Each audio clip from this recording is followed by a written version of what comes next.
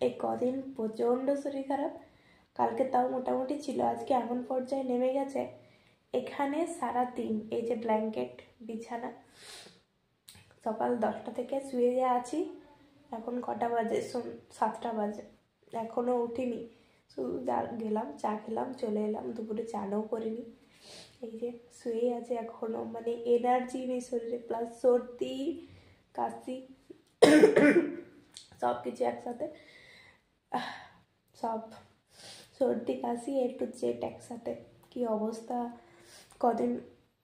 আজকে ভাবছিলাম কালকে লাইভে আসবো, যা অবস্থা লাইভে আসার অবস্থায় নেই আছে।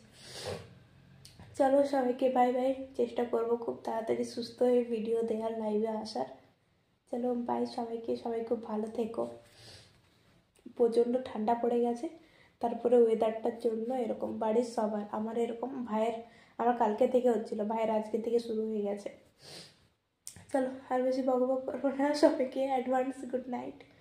চোখগুলো ছলছল করছে, জ্বরটা হয়ে যাবে, ওটাই বাকি আছে, ওটা হয়ে গেলে শান্তি। চলো বাই, সারাদিন এটা নিয়ে ঘুরছি।